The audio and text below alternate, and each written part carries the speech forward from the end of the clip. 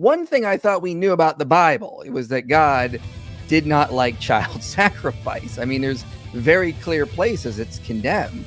I have the gentleman with me who has literally written the book on child sacrifice in ancient Israel. It's called Child Sacrifice in Ancient Israel, Professor Heath Dewrell. Child sacrifice seems to be under the surface of a lot of different parts of the Bible. You got so many different people saying, don't sacrifice your child because of this, don't sacrifice your child because of that. On the one hand, yeah, you're saying don't do it, but on the other hand, why are you saying it? If no one would ever think to do it, you don't need people telling you to stop. This was something that did go on, and they obviously perceived some kind of benefit in a world where infant mortality was probably well above 50%. Maybe a sacrifice like this was perceived to ensure that your future pregnancies were more successful. There were reasons that this happened. The fullness of your crops and your juice you will not delay. Firstborn of your sons you will give to me. Likewise you shall do with your oxen and your sheep. For 7 days it will be with its mother. In the 8th day you will give it to me. Oh, what's that saying? Is that saying what they said? In Exodus 13 especially, that's the lead up to the Passover. And it's like, I killed all the firstborn, so guess what you're gonna do?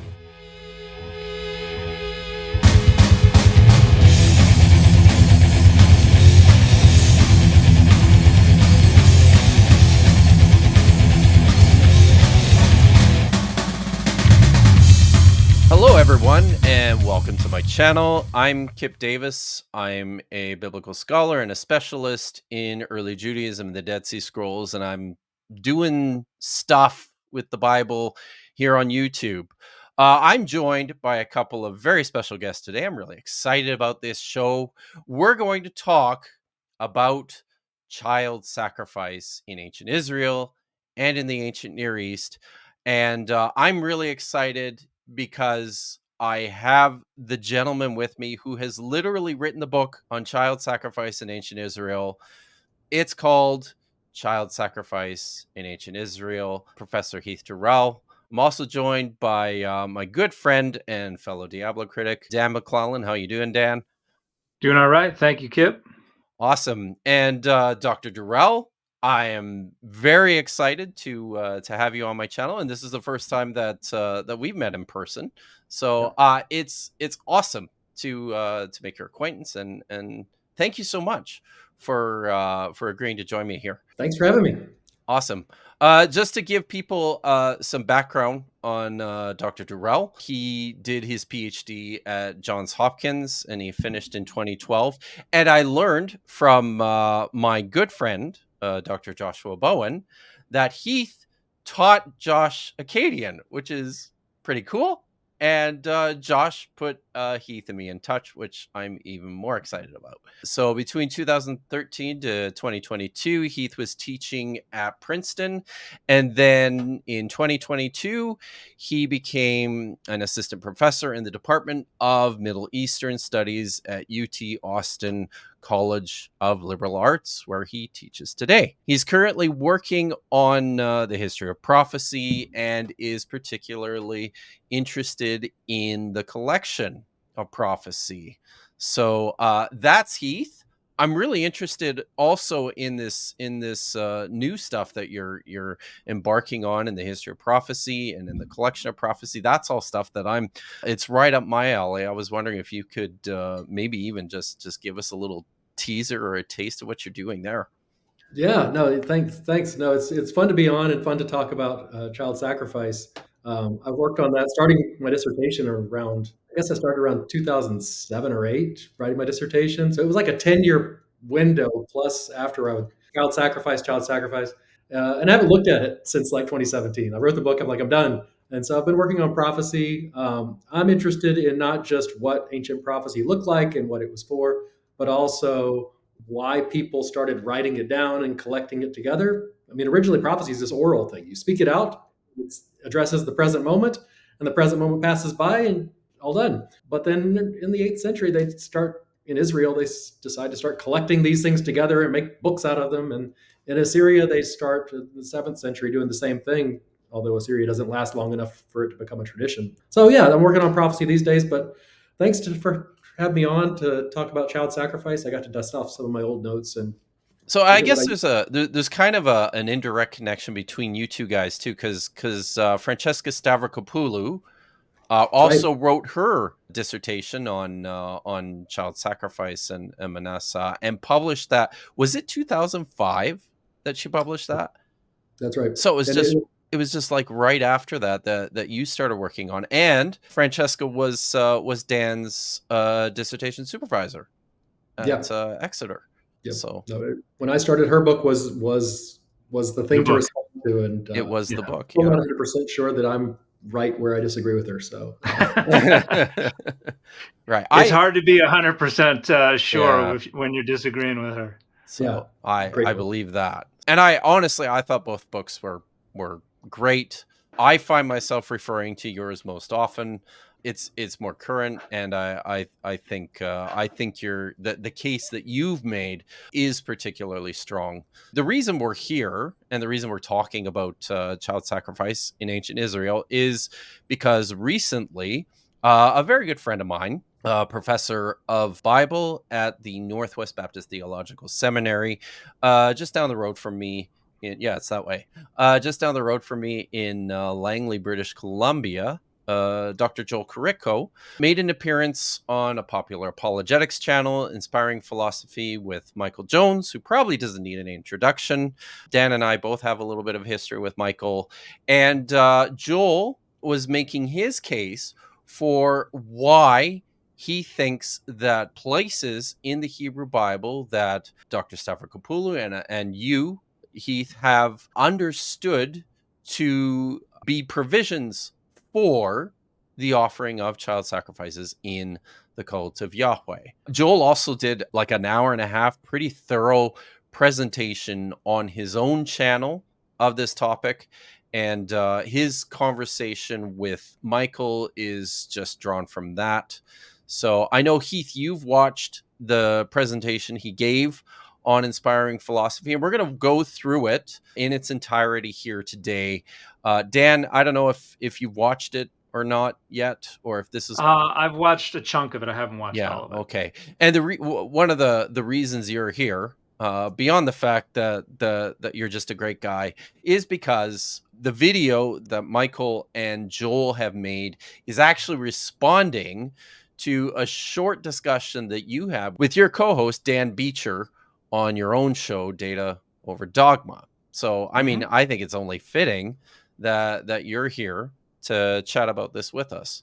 So I think we're just going to jump right into the video. But before we start, I wondered if there's anything either of you had to say about the presentation or about the video before we begin. No, I I'm don't think good. so. All right, cool.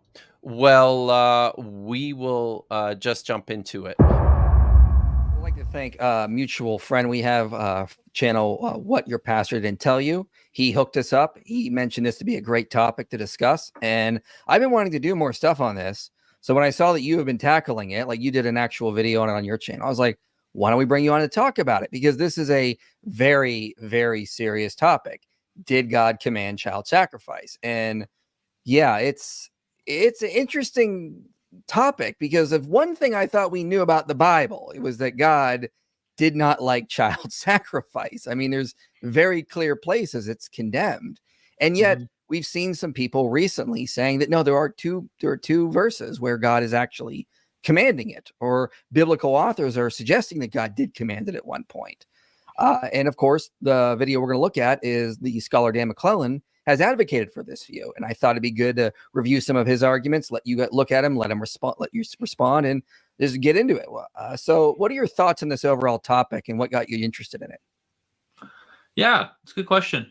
I mean, I just kind of had heard about it over the years from colleagues on the internet, probably saw some videos of Dan's as well, and just went, oh, okay, and just thought about it for a long time. And then I was doing a bunch of research in Ezekiel and in Exodus as well for a paper that's just now, it's in peer review right now. And yeah, over time, I just thought about it and read a bunch of literature, really went through pretty carefully everything that's been written in the last kind of 20, 30 years. And I concluded that I don't think that's what the text is saying, that these texts are giving affirmations that God said you should sacrifice children. But yeah, it's just been an interest. And again, because it's such a what, really? Is that what the text is saying? Like, wow, okay. I mean, there's so many other condemnations of it, so it's interesting if those were saying that. And so I just kind of did an exploration. Yeah, and I thought the video. Not to mention as well that I'm writing. I wrote a book on the Covenant Code. One of the laws is in the Covenant Code, and I just finished commentary on the entirety of the Greek Covenant Code, which will be published with the Society of Biblical Literature commentary series on Exodus probably next year. There are two passages that critical scholars, some will say that God is explicitly commanding child sacrifice, and one is in Ezekiel 20. One is in Exodus 22. And we're going to look at a video that Dan McLellan did on his Data Over Dogma podcast. And we're going to let him present the arguments, and then we're going to respond. Michael does this introduction here. One thing I thought we knew about the Bible, it's that God did not like child sacrifice. I mean, there's very clear places it's condemned. And yet we've seen some people recently saying that, no, there are two verses where God's actually commanding it. So what do we think? Well, I think we were talking a little bit before we hit record about the fact that there seems to be child sacrifice seems to be under the surface of a lot of different parts of the Bible, and some of it is comes up rather explicitly. The command that Abraham sacrifice Isaac is the foundation of the Abrahamic promise, and there are a lot of parts of the story that have long made exegetes wonder if there was an original version where Isaac was sacrificed. For instance, they keep saying they have Isaac and Abraham. The two of them went on. We will go up. They went on. And then whatever happens on the mountain happens. And it says, so Abraham returned to his young men. To go up, only one comes down in that telling. And there are medieval and other Jewish traditions that Isaac was sacrificed, that he spent 2 years in heaven and came back later. Yeah, or that there was a vision where they knew where to build the temple because someone saw a vision of Isaac's ashes on an altar. This is not like just black and white. There has long been very sincere, very concerted concern for why does child sacrifice seem to play such a central role in Israel's history, and even for Christians. The central event of all Christian history is God's sacrifice of his child. Right? Like it's a central theme throughout the entire Bible. And even where we have things saying, don't sacrifice your child, it's always in response to a requirement to sacrifice your child. We look at Exodus 13, we look at Exodus 34, we look at places elsewhere. It's like, for whatever reason, whether it's a reference to the Exodus or something else, God's like, you know what? I'm going to need your firstborn child. Just kidding. Actually, what I really mean is that you should dedicate them to service, or you should do this, that, or the other thing. There are all these replacements, and everybody has a different take on it. One person says, oh, this means it's dedication to temple service. Another person says, oh, well, actually what it means is you've got to redeem them with an animal or something like that. And so we have a bunch of different reasons not to sacrifice your firstborn child. And something I don't know if I talked about it in the podcast interview, but why on earth would you have all these reasons to avoid sacrificing your child unless there was something somewhere in your background saying, hey, gonna need that firstborn child? And it seems to me that Exodus 22, verse 28 in the Hebrew, verse 29 in the English, is probably that archaic original, for whatever reason, preserved commandment to do this, that everybody else is just kind of going, we got to figure out some way to make sense of this. Yeah, no, I think that's exactly right. I think, I would agree with what their statement that in the Hebrew Bible, overwhelmingly, I don't think of the Bible or the Hebrew Bible as a book. It's a collection of voices and traditions, and they disagree in times, and that's fine. But the overwhelming consensus among the voices, even the voices that disagree with each other about why, is no, child sacrifice is bad. At the same time, a story I like to tell is that until I think about 30 years ago now, Alabama, I'm from Alabama, Roll Tide, and Hook'em, they passed a law outlawing the declawing of bears so that people could wrestle them for entertainment purposes. And The question I ask What? my undergrads when I talk about this is, do you think that Alabama was just so anti-bear wrestling that they wanted to put a law on the books to make clear that no Alabamians would ever bear wrestle? Or do you think that they had a problem? And they did, in fact, have a problem. There was a guy that was going around and doing this. In fact, Paul Bear Bryant, he's bear because he wrestled a bear when he was 13. All that to say, you got so many different people saying, don't sacrifice your child because of this. Don't sacrifice your child because of that. On the one hand, yeah, you're saying don't do it. But on the other hand, why are you saying it? Like, if no one would ever think to do it, you don't need a law again. You don't need people telling you to stop. So almost the lady doth protest too much. Right? Um, Yes. And it's not shocking to me.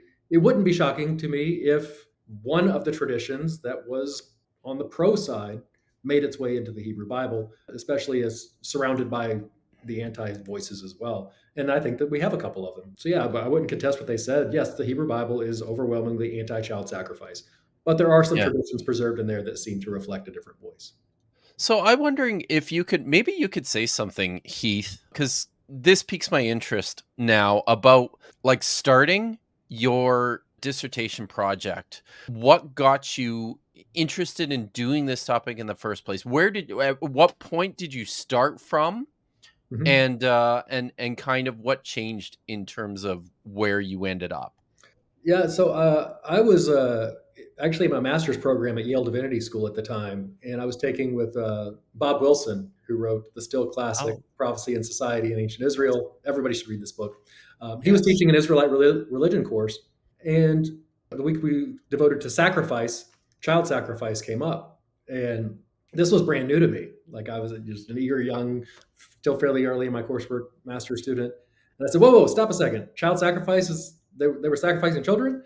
And Bob Wilson has a very dry sense of humor. And, well, Ezekiel seems to think they were.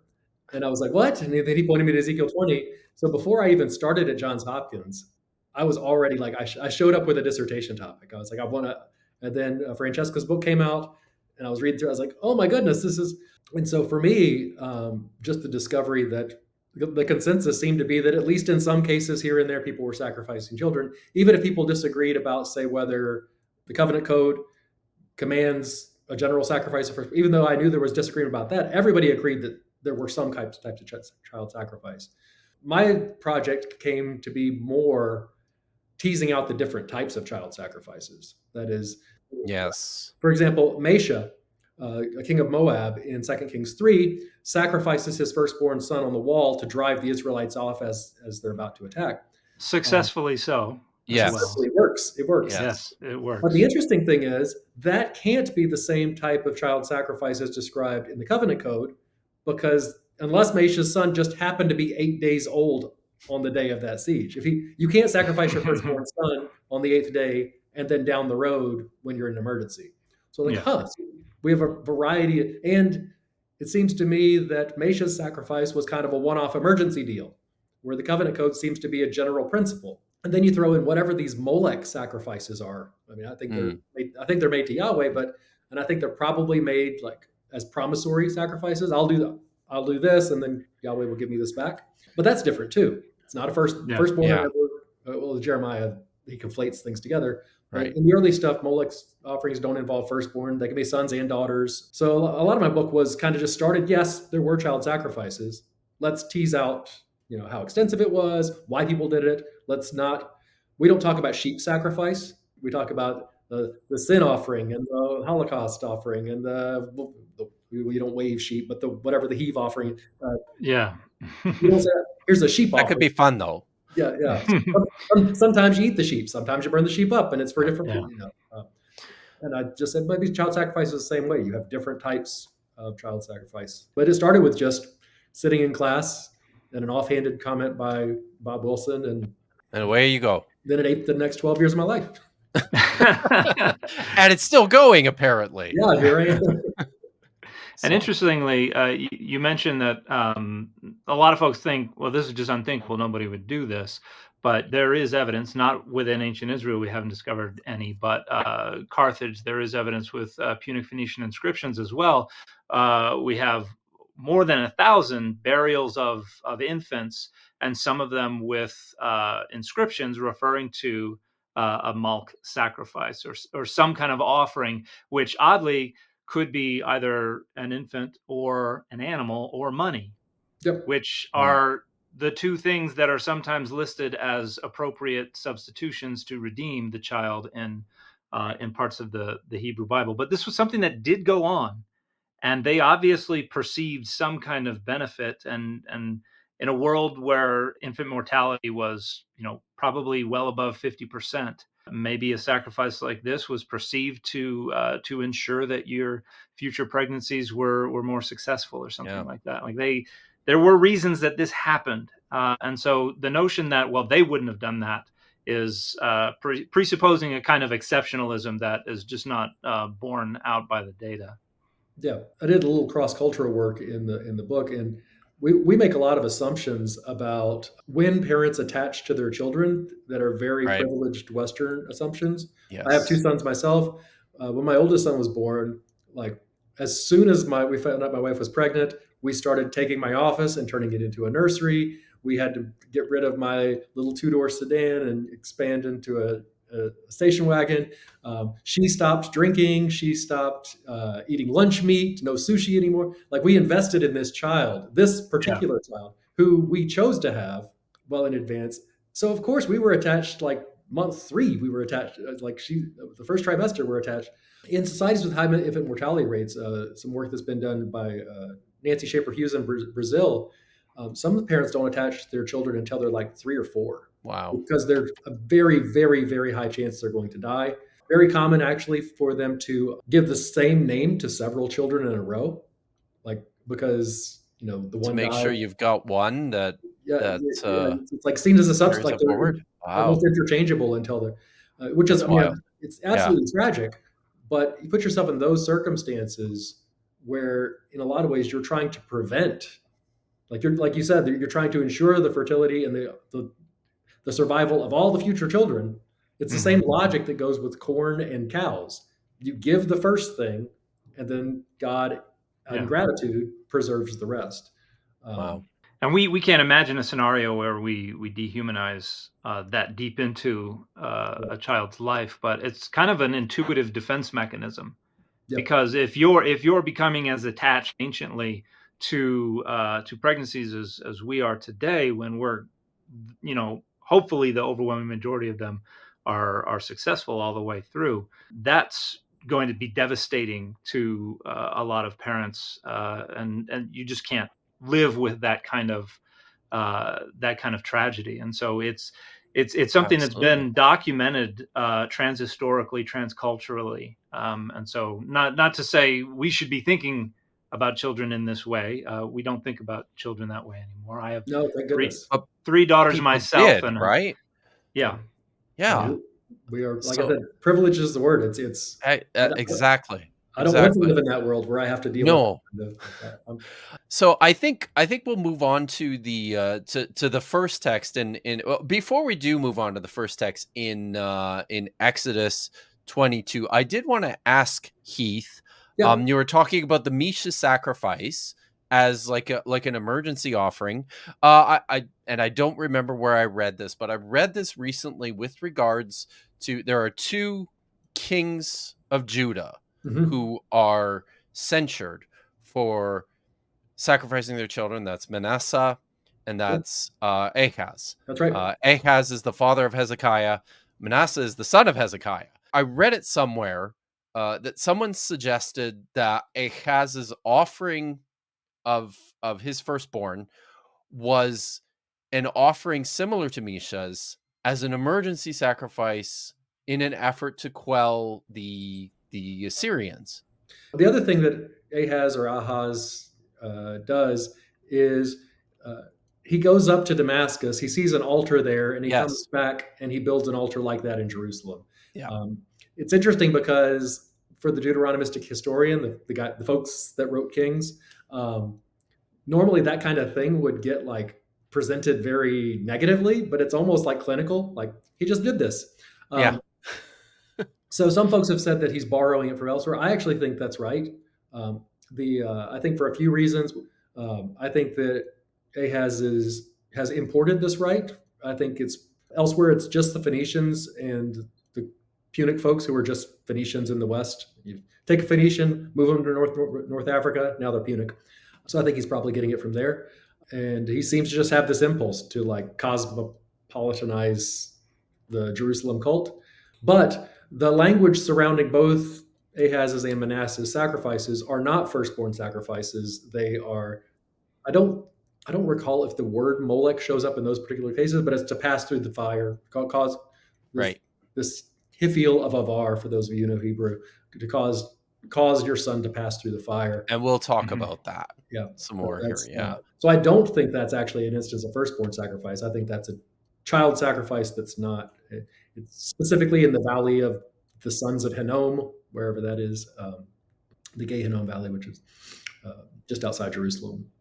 Right. Okay. So let's I think at that point we'll move on to Exodus 22, and maybe Dan, if you could just give us like a 2-minute summary of how you presented this on your on your show with Dan Beecher. Oh And gosh, then yeah. we'll talk about Joel's response. Well, the podcast episode was one a pretty casual, informal discussion, and I don't remember everything that I said. But basically, Exodus 22, we've got part of the covenant code. I think, and a lot of other scholars agree, probably the most archaic layer of legislative text in the Hebrew Bible, being embedded within later layers. But in Exodus 22, we've got some interesting commandments. The language in the covenant code is a little idiosyncratic as well. The terms that they use seem to be terms of Right. art that are not very common elsewhere. But we get to Exodus 22, verse 28 in the Hebrew, and it says, it's a little cryptic. The fullness of your crops and your juice you will not delay. The idea being, give these offerings. Firstborn of your sons you will give to me. Likewise, you shall do with your oxen and your sheep. 7 days they will be with, or 7 days it will be with its mother. In the 8th day you will give it to me. And so we have, give me your firstborn. Same thing with the oxen and the sheep. 8th day, give it to me. And the suggestion is that there seems to be a symmetry going on here with what's being done with these offerings. These are offerings. These are intended as sacrifices. Now, how the sacrifices are consumed or processed differs depending on the nature of the sacrifice. But the text with the reference to give it to me, likewise, give it to me, suggests that all of these things are intended to be offerings to God. And the plainest reading of the text is just that the firstborn child is being given as an offering, will be sacrificed in some way, shape, or form to God. Yeah, I think that's right. I think, to my eye, I mean, some have said that give doesn't necessarily mean give. I think Joel even brings this up. Give doesn't necessarily mean the same thing, depending on what you're giving. To my eye, that last clause, 7 days it will be with its mother, and the 8th day you will give it to me. Infants can't survive without their mothers. So if they're being given in a temple service, do we imagine like the temple full of wet nurses who are nursing all these babies? But Joel makes an argument that that 8 days, 7 days with his mother, 8th day you'll give it to me, only applies to the animals because of a pretty technical Hebrew syntactical construction surrounding the word Cain, which means in the same way or thus or even so. So let's talk about this verse. Yeah, I mean, it's, and on maybe the surface, first reading, you go, oh, what's that saying? Is that saying what they said? Dan Beecher was kind of shocked in what he saw there. Like, oh, is this really that? I understand the perspective. And like you said, there's kind of like two things going on here for this interpretation that this is referring to child sacrifice. So one is this term give, so I have it in bold there, is the same in both verses 29-30. It's 28-29 in Hebrew, but 29-30. So it's give, you will give the firstborn of your sons, and then also with the animals, you will give that. So, okay, same term give is being used. And then also what Dan brought up was that it says likewise or in this manner. So in the same way, Cain says what he said. He cited the Hebrew there. So in this manner, you will do. And so essentially saying if you're going to be taking the young animal away on the 8th day, then you're also taking the young human away on the 8th day. Hence, it's going to die because it needs milk, right? So the assumption is it's going to die. But there are, I think, some big issues in my perspective. So I am going to outline those for you now. So let's move to the term give first. So it says, you will give me the firstborn of your sons. Again, you'll give it to me. So, okay, it's the same verb, natan. So I think it's problematic to assume that the exact same kind of giving is in view here. And I'm going to just show you, like, kind of just on a basic communication level, like a linguistic level, like, and just how we communicate as humans. This doesn't really work to say it must have the exact same meaning. So let's use some analogies or some analogous situations. So let's say we're talking about having Thanksgiving dinner. And I could say to you, so in this context of Thanksgiving dinner, I will give you a dozen forks. I will give you a frozen turkey. I will give you a table piece. So in your mind, without me saying any more, you've already sorted out how each of these items function in the context of that Thanksgiving dinner, right? So, like, the turkey is going to be given permanently, and it's going to be cooked. The table piece is probably going to be given temporarily so they can be at the center, look good, and be taken off. And the forks, well, they're more than likely going to be returned to you after their use in dinner, right? Or returned to me if I said to you, give me your forks, right? But you see that just changing the thing that is given, you will give fork, you will give tablecloth, you will give turkey. That changes the function of give, right? There's assumptions that come behind it. So we do this automatically when we communicate. So I'll do another maybe closer example. So let's say we're farmers. You and I could be farmers, and you could say you need my stuff, and I'm going to say to you, I will give you my 3 sheep and 2 goats. I will give you my 2 sons. I will give you my tractor. Now, what am I expecting you to do with each of those things that I give you? Well, I'm not going to eat your tractor, if that's what you mean. Yeah. And what you're doing with the ox and the sons might be very different, right? You might be giving the 2 sons for farm work and the 3 sheep and goats for breeding on the farm or for slaughter even. And the tractor is obviously not being eaten. It's for the fields. But you see, when I change the object given, I give sheep, I give sons, I give tractor, the object being the thing you give, direct object is a grammatical term. It changes our immediate mental perception about the function of that object. So when it says, you will give your firstborn to me, and you will give your ox and sheep and goats to me, those are different objects being given. We have to figure out what kind of giving is in the mind of the writer. We can't assume it's the same thing. They're assuming it's the same thing, that they're both physical sacrifice. But that's not how language and communication works. We have preset frames for how we conceptualize these things, just like on the farming analogy or the Thanksgiving dinner analogy.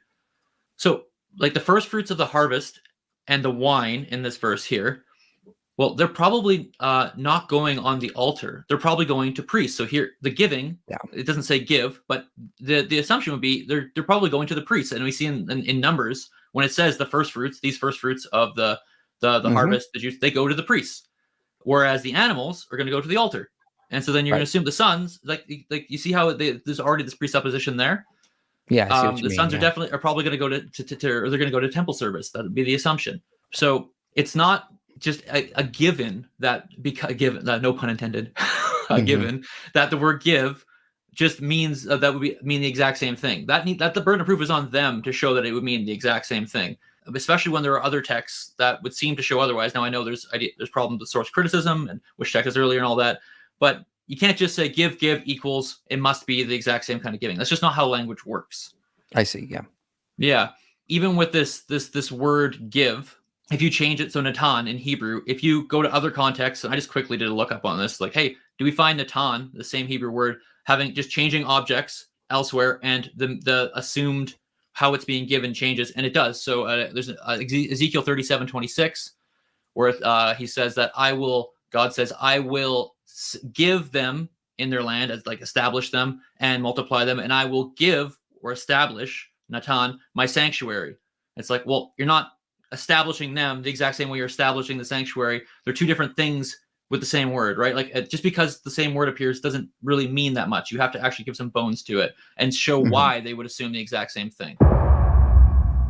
So I think, and actually, if you look at at some of the comments on that video in the presentation that Joel did with Michael, you'll actually see this suggested by a few people that,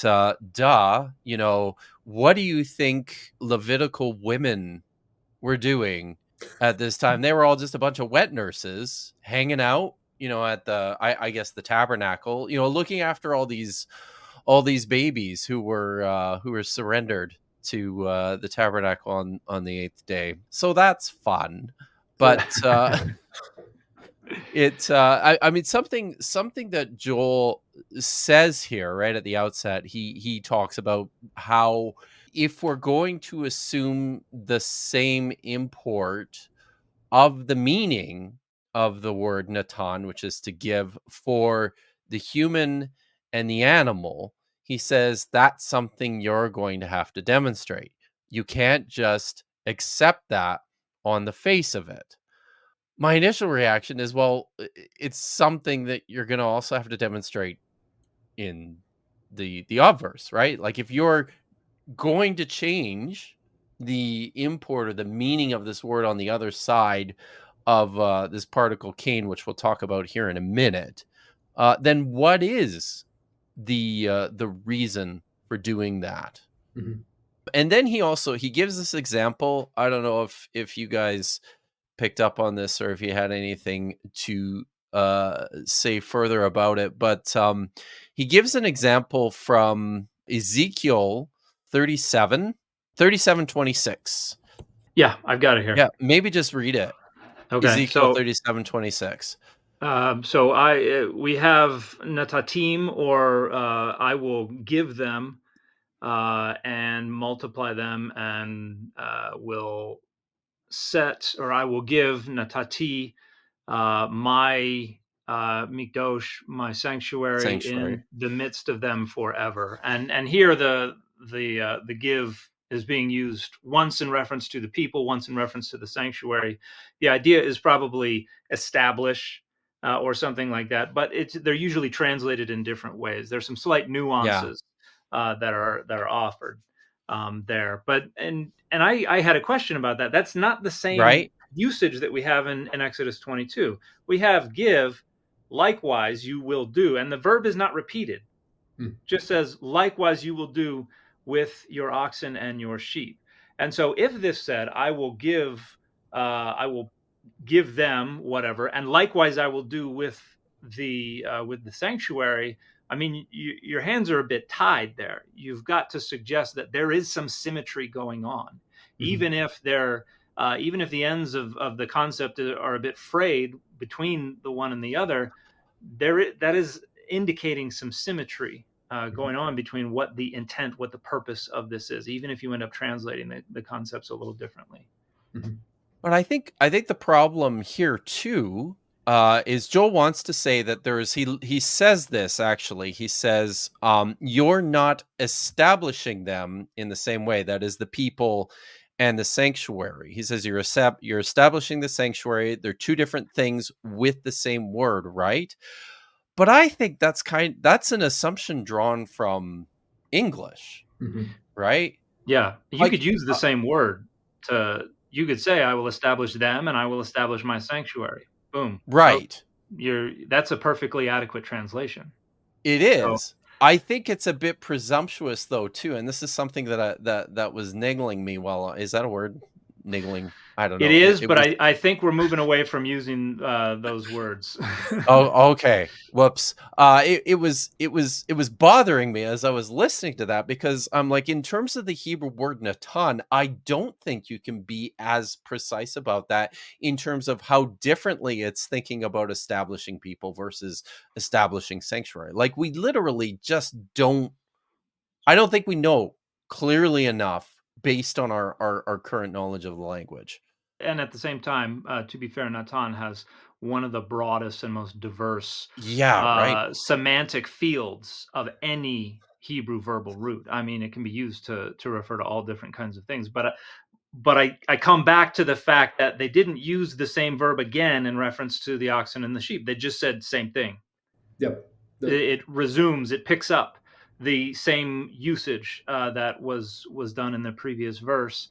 And I just don't think there's a strong argument to make that we should begin from the presupposition that there's something different going on here. I mean, whether you eat it with a spoon or a fork, you can still use the word eat to refer to both of them, and the end result is still the same. So I think this is a conclusion in search of an argument. Yep. And I think it's a pretty hazy argument that's being made here. And that's without even getting to the word Ken. Do you have anything else to say about that, Heath, or should we just move on to Ken? Let's get on to King, because that's all right. I can hear someone flipping open Heath Dewrell. He wrote a lot on this in 2017, and I'm going to read you really quick what he said, if that's cool. Does that work? Go for it.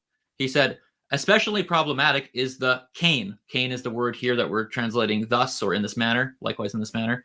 Especially problematic is the Cain of Exodus 22:29. Elsewhere, when firstborn animals are given to Yahweh, they are explicitly said to be offered as sacrifices. The thus in Exodus 22:29 would indicate that the children of 22:8b are to be given in the same way as the animals of 22:29. Thus, if the giving an animal to Yahweh indicates a sacrifice, then the giving of children should as well. And that's page 73 and 74 of his 2017 Child Sacrifice in Ancient Israel. Mm-hmm. Okay, so again, that's what the two Dans said. I think there's problems with this as well. So this thing, Cain, so we're going to get into some Hebrew grammar. So if y'all weren't ready for this, I'm sorry. Cain, thus, in this matter, in the same way, however you want to translate it, it does not indicate an equal sign between verses. Mm. So how's that so? So it's all about how we understand this little word Cain. So it's a demonstrative adverb, just a fancy grammatical term. But what does it do? What like we have our English translations, but what does this thing actually do in the Hebrew language? That's what I want. That's what I asked when thinking about this. Well, in short, it does not draw an equal sign between verses. You cannot read what verse 30 says back into verse 29. The function of this word Cain is to take information from the previous context, so verse 29, and apply it forward. It's a forward-pointing device in Hebrew. I see. So we can see that what information is coming in from verse 29 by looking at what I put in brackets here. Did you notice that verse 30 doesn't say anything about the firstborn? Right. Notice I put the brackets, right? So you will do in this manner for your ox and for your sheep and goats. But I've put in brackets because you have to actually import that information from the previous verse. Why are we doing that? Because this Hebrew demonstrative adverb is saying take the first fruits idea from the previous verse and apply it and in what has been elided, what's not included in this verse. So it's bringing that information forward. That's what Cain is doing in this verse. It's not drawing an equal sign between the two verses. It's bringing the so it's like forward. If you want to think of it, it's like an arrow pointing to the next verse. It's not arrow pointing both ways. So it's one, you're going to take stuff from the prior verse, added into the new one, but that doesn't mean the stuff in the second verse, you can be read back into the prior verse. This is a little bit confusing maybe, but it's exactly what you just said, right? Yeah. You see what I'm doing there? Don't take the in this manner and the 7th day, all this, and the 8th day giving it to me, and then bring it back into the firstborn concept in the previous verse. That is not how thus or in this manner Cain functions. It's not what it means. It's not what it does in the Hebrew language. So that kind of changes things, right? So you can't say, just to be clear, you can't say 7 days it will be with its mother, and on the 8th it will be sacrificed. That must also apply to verse 29.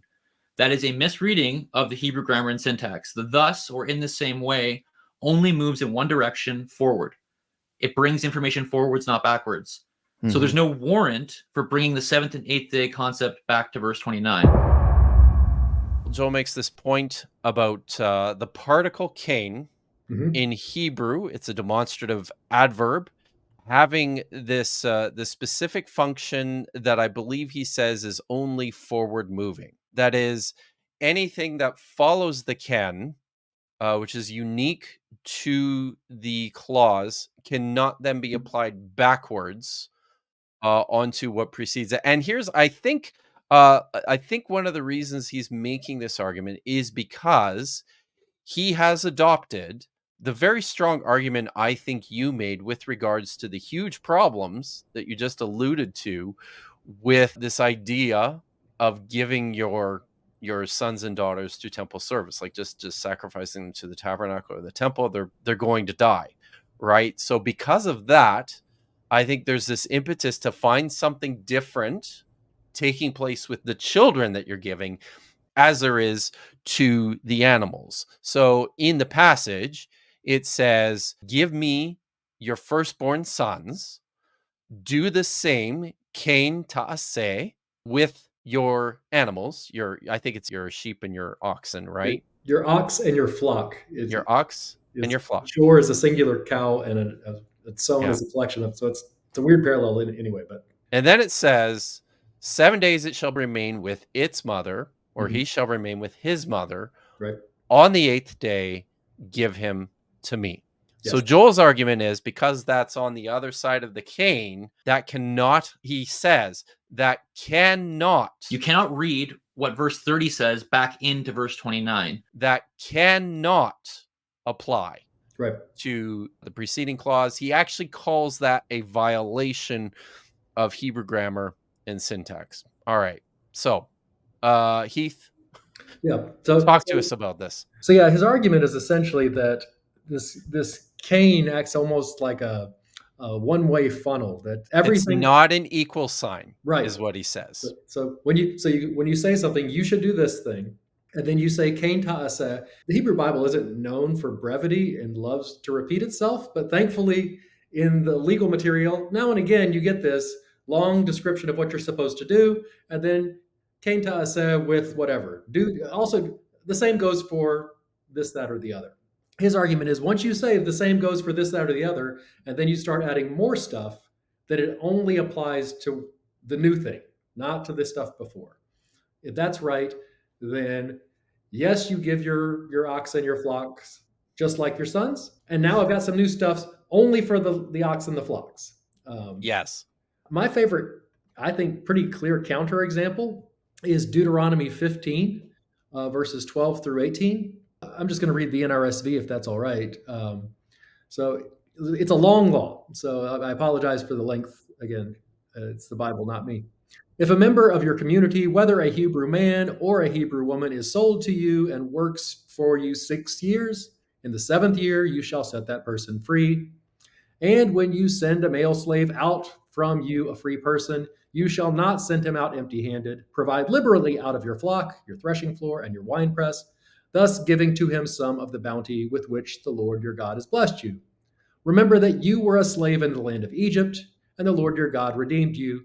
For this reason I lay this command upon you. But if he says, I will not go out from you, because he loves you and your household, since he is well off with you, then you shall take an awl and thrust it through his earlobe into the door, and he shall be your slave forever. So the very long, very detailed. And then the second half of verse 17, kain ta'aseh. You will do the same with regard to your female slave.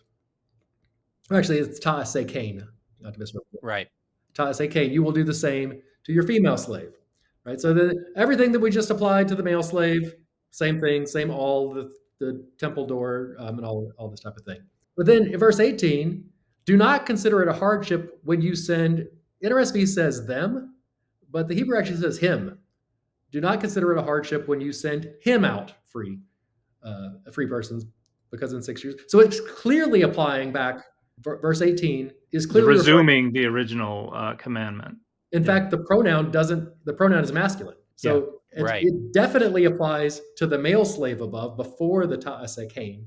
It presumably also applies to the woman, but it definitely doesn't only apply to the woman who is the subject or who's the object of the ta'aseh kain. And that's an ambiguity that we see in Exodus 22:28 that or 29 that I don't think we have a good answer for, because it says him. It's masculine singular.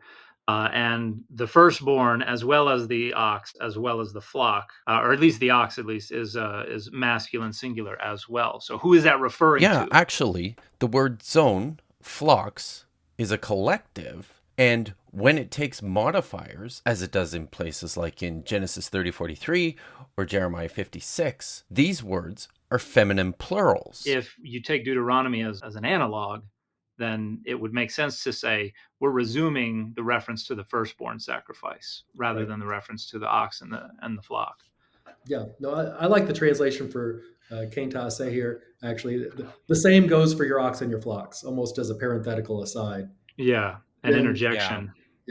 Yeah. Which that's exactly how it's functioning in Deuteronomy 15, the passage they throw in a quick, by the way, do the same for your female slaves as I just described with male slaves.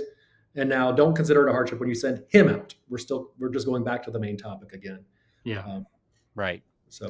So clearly here we have one instance. I think we have a couple more. Yeah. But one instance where elements following the cane are clearly intended to apply to the preceding clause. That's right. So you sent another one along when we were talking about this from Deuteronomy 12 verses 20 to 23-ish, 24-ish.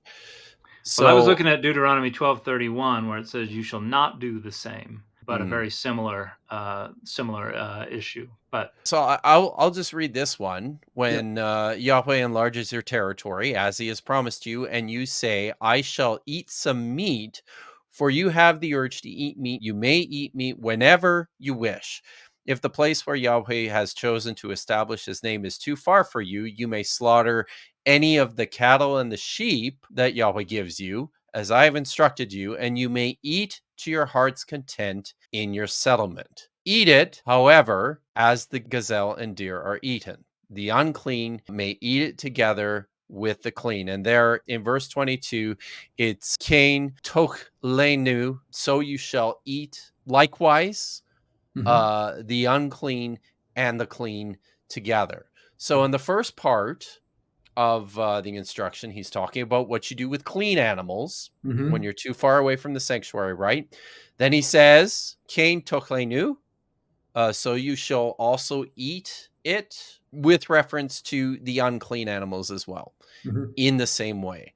I think is a pretty clear example. Yeah. My favorite one might be though, and this is one that Josh found when he was helping me out with this, and he was doing some digging around, is in 1 Kings chapter 12 verses 29 to 32. So this is the story of Jeroboam setting up the alternative places of worship in Bethel and Dan to the Jerusalem temple, so that people in the northern kingdom don't have to come down to Jerusalem in order to sacrifice to Yahweh.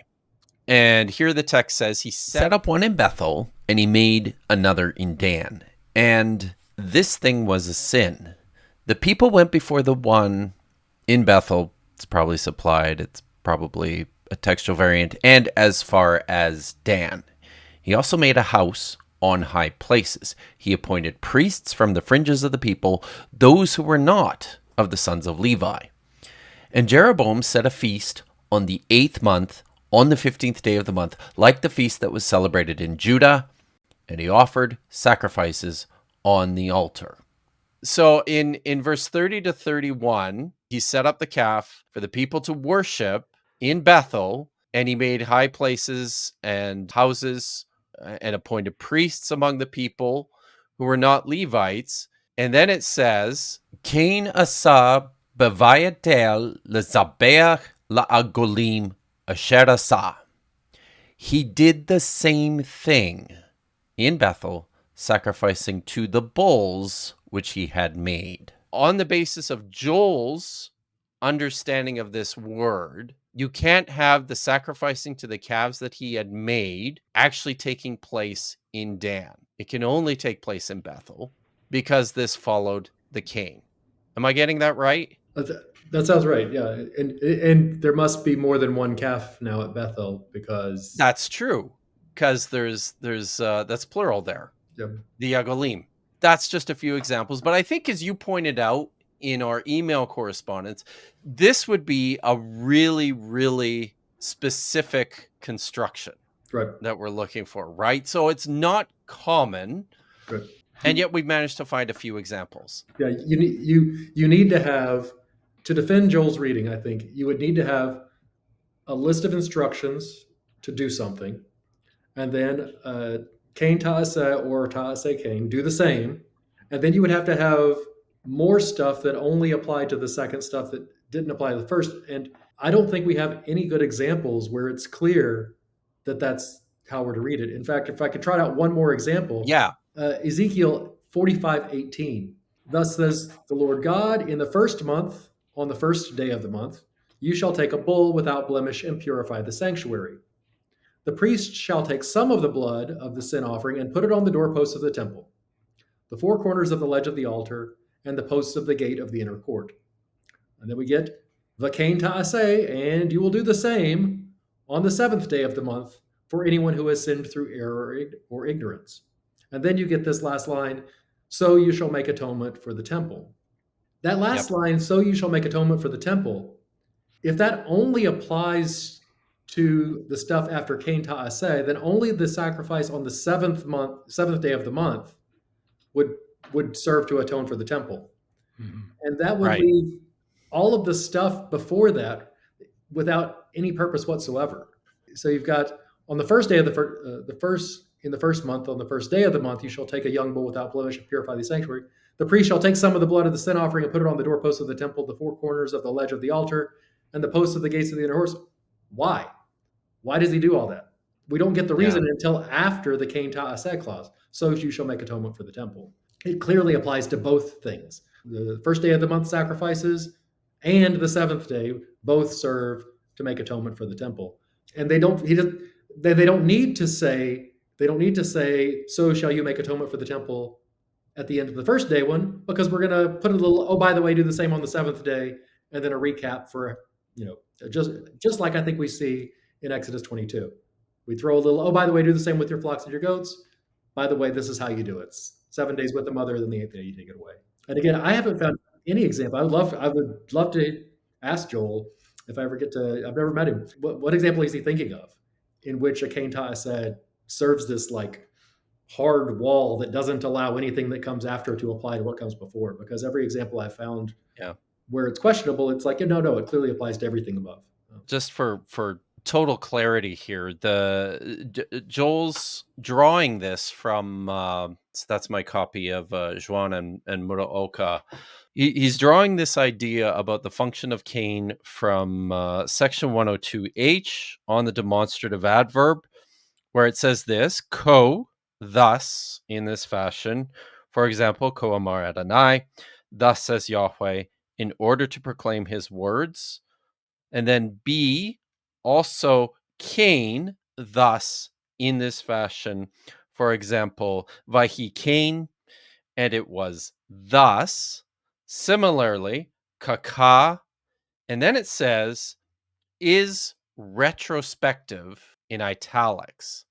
So what Joel is reading from that is that Cain functions because Juan says it's retrospective. He's taking that to mean that it can only refer backwards and not forwards. So, and then he has another citation from Hoopman's grammar. Cain is a particle with a referring function. It refers to something already known to the reader, that what is done in one case should also be done in other circumstances, and actually provides the example from Exodus 22:29. Yeah, I think he's overreading that word retrospective. I think, yes, Cain does point backward. It says, yeah, you'll do the same as I just talked about. But if you want to say you'll do kind of the same, but different, there are clearer ways to do that in Hebrew. I would point a super relevant verse, Exodus 34:19 and 20. All that first opens the womb is mine, right? All your male livestock, the firstborn of cow and sheep, the firstborn of a donkey, you shall redeem with a lamb. See, they say cow and sheep are mine, but donkeys you redeem with a lamb. Or if you will not redeem it, you shall break its neck. All the firstborns of your sons you shall redeem. I mean, there you get a clear contrast as to we're treating sheep and cows one way, donkeys another, firstborn yet another. If you don't mean take a baby away from its mother on the 8th day, Kain Ta'aseh is a very dangerous way to try to communicate. Right. Because the natural, if we compare the syntax to elsewhere in the Hebrew Bible, the natural reading is, by the way, also with your ox and your flocks, and then more clarification on exactly how you do this for all of the above.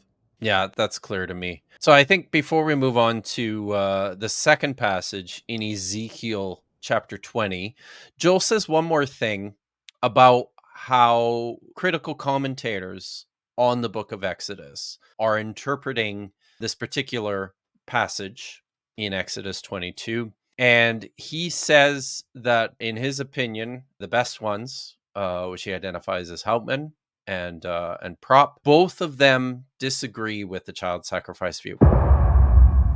I would point out as well that this child sacrifice interpretation of this verse is not taken by many critical commentators. So not evangelical, not like people who like critical commentators, heavy hitters like Hootman. I said I'm writing a commentary on Exodus, and I have a book on it. I've gone through pretty much every commentary that's been written on Exodus for sure. I've engaged with in my time doing this, and the heavy hitters, the ones that I think are the best. And I've actually talked with other commentators on Exodus, and they agreed. The best ones are generally Hootman and Prop are just awesome. Yeah. Both of them disagree with the child sacrifice view. Again, not evangelicals, but really good, solid commentators on the Hebrew Bible. Even as recently as Davies, which I think is 2022, he is like the new gold standard. It's just incredible the work he's done. Again, a critical scholar. He also says, no, this isn't about child sacrifice. We've talked a little bit about Prop, and maybe Heath, you can say something about the reason for Prop's objection to the child sacrifice interpretation in Exodus 22 and what's wrong with it. First off, I absolutely love Prop's Exodus commentary. It is excellent. I especially love, he does his normal commentary thing, and then he labels paragraphs speculation. He admits when he doesn't know for sure. It's wonderful because we all do it. He at least admits it. That said, even the best of us get some wrong sometimes. And his argument here is that it can't refer to a general sacrifice of firstborn children because, and he uses the phrase, quote, it would be Darwinian suicide. That is, if you were killing the firstborn of your children, that your population would cease to exist.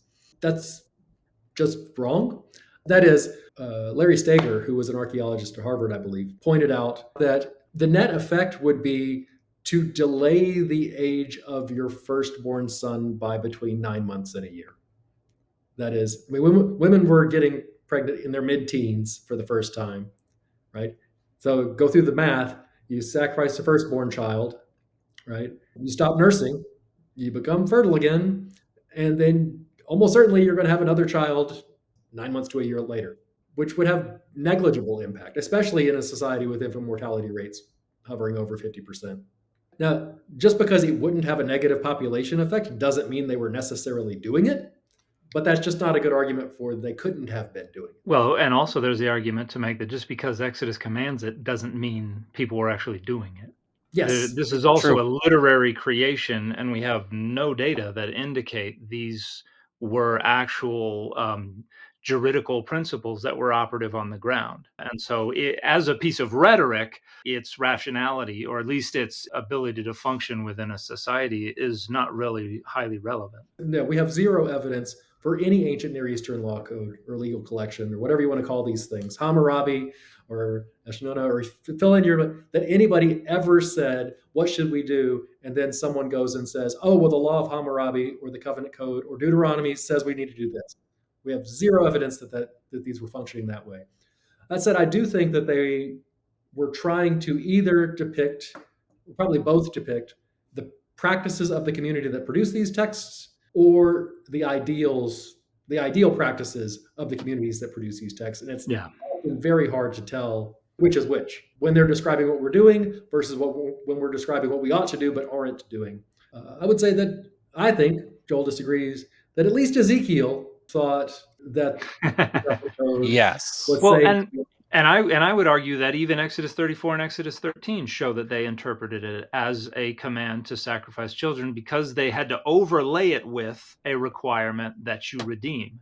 Yep. Like if that was not intended to refer to child sacrifice, we would have no such requirements. But it's the fact that they do say, oh, all of the firstborn of your sons you shall redeem. From what? From the requirement to sacrifice them, which means it would have to be interpreting Exodus 22:28 as a requirement to sacrifice your firstborn child. And we're just supplementing it with the corrective. Right. Well, in Exodus 13 especially, that's a lead up to the Passover. Yeah. Where and it's like, I killed all the firstborn, so guess what you're going to do? Right. Kill all of your firstborn. Right. So yeah, and pretty much every legal collection, minus Deuteronomy, agrees that you owe God your firstborn child. But Exodus 13 and 34 say, no, you give a sheep instead. Or Numbers 3 and Numbers 8, the Levites. Like, you were supposed to give your firstborn child, but instead I'm going to take the Levites as priests, and now you don't have to. In Numbers 18. There's also, okay, I was about to say Numbers 18 says something entirely different, but you're getting there. Sorry. Cash. Cash payment. You pay a cash payment to support the Levites. Cash on the barrelhead. It's only Deuteronomy 15, 19 through 23, where firstborn sacrifices don't apply to children at all. In fact, you eat them there, so that's especially good that Deuteronomy chooses to just leave that to the side. You couldn't eat the firstborn sacrifices of your animals in Deuteronomy 15. So, and additionally, if you take all these as univocal, as like these were all simultaneously operative and authoritative, it's like God is not just double dipping, God is triple dipping. It's like, I want the money, I want the animal, I want the son as well. We're getting it for the priesthood service. It's like these are different and incommensurate renegotiations of the expectation to sacrifice the child. I mean, kids are expensive today, but it's like, I got to pay the money, then I got to give the animal, and you get to go be a priest. I got to find a Levite. But they're all wrestling with this. I think they're all wrestling with this agreement. They all agree, other than maybe Deuteronomy, that Yahweh has a claim on firstborn children. They're working out how that works out in practice, and they're working out how to avoid child sacrifice as the obvious answer to that. That seems abundantly clear, just taking the texts that pertain to child sacrifice collectively in the Hebrew Bible, that there's just this concerted effort to avoid it. And as we keep pointing out, this didn't just come out of a vacuum. There's a reason why.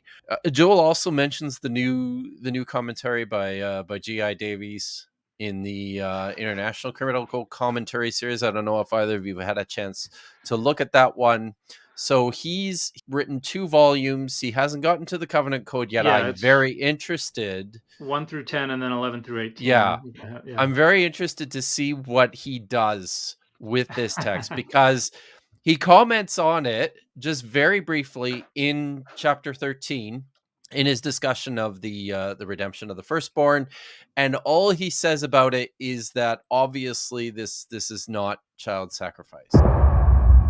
So let me put up this tweet that someone sent me the other day from Joel Baden, because he actually had a thread on this a couple of years ago. Baden actually did a whole big thread on this whole section. And he says, I'm not going to read the whole thing. I'll read some sections of it. He says down here, it seems pretty clear that we make a bigger deal out of this than the Bible does. Like, it's 4 words tucked between the need to offer first fruits from your wine. Firstborn of your sons you shall give me. Does it mean sacrifice?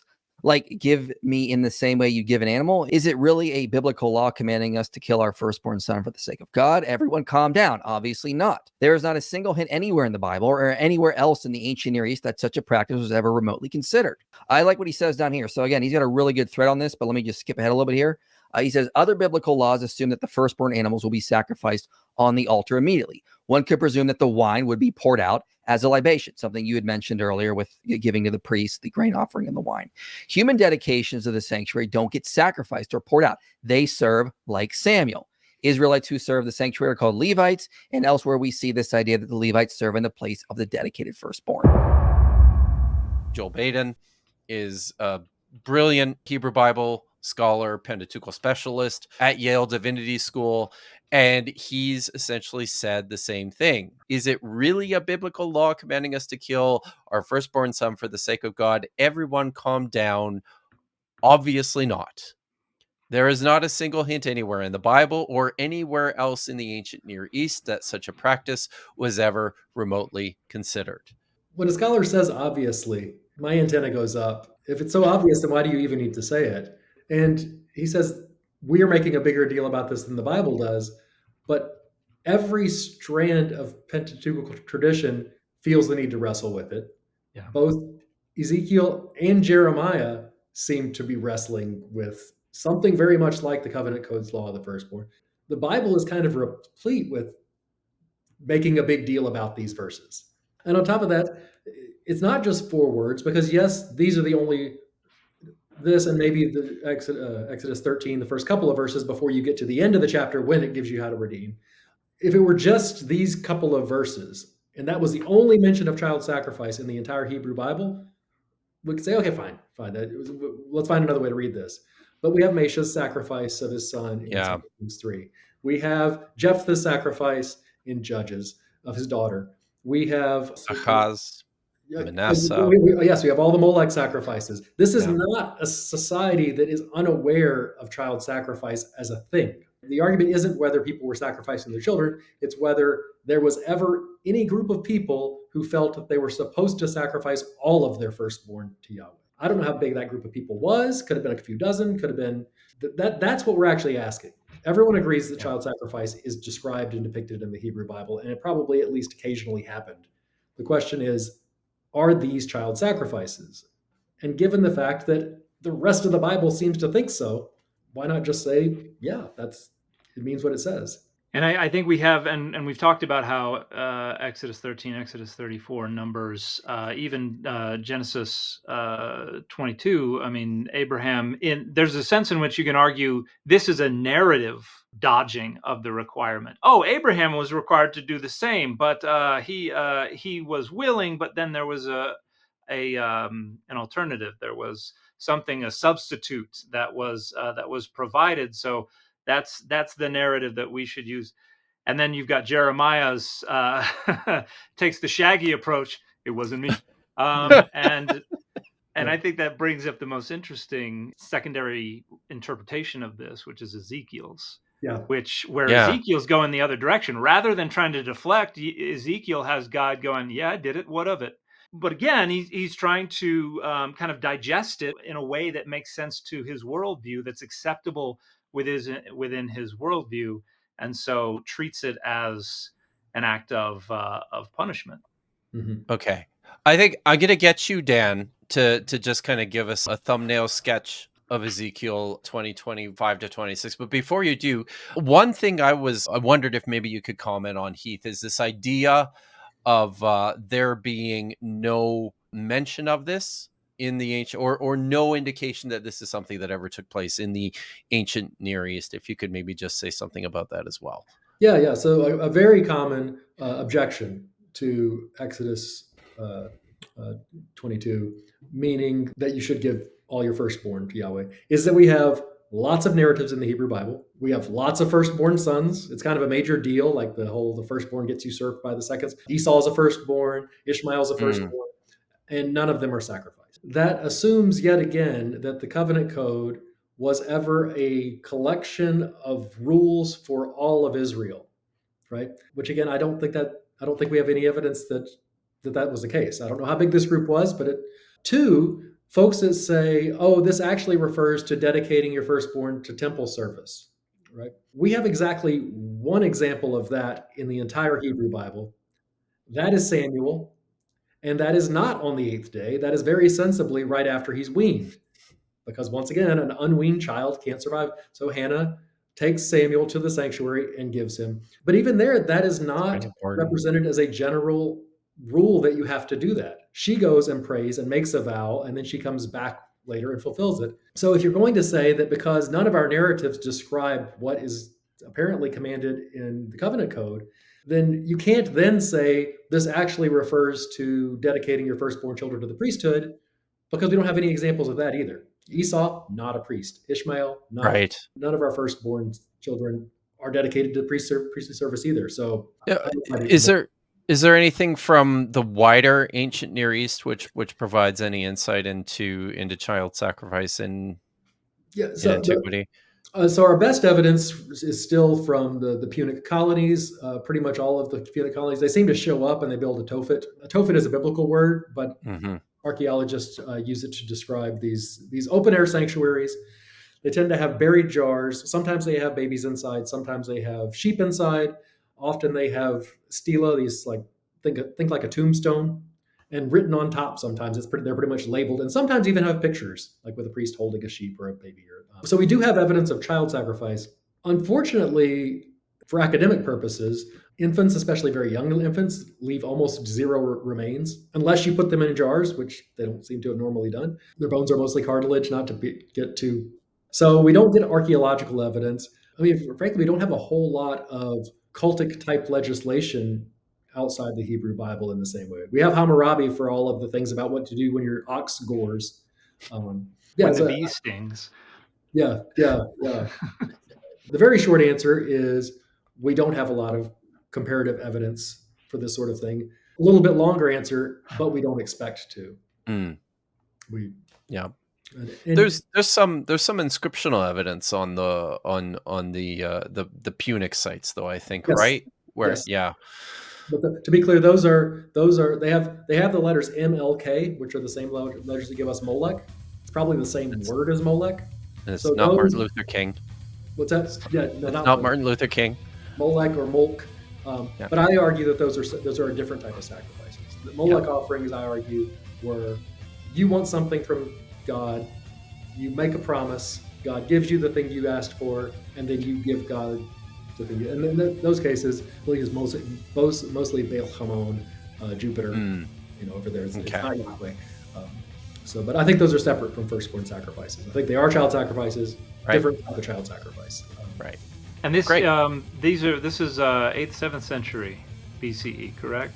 For most of these? That's right. And it may go a little later as well. It's okay. Been 7 years since I worked on these, but I think they're around that.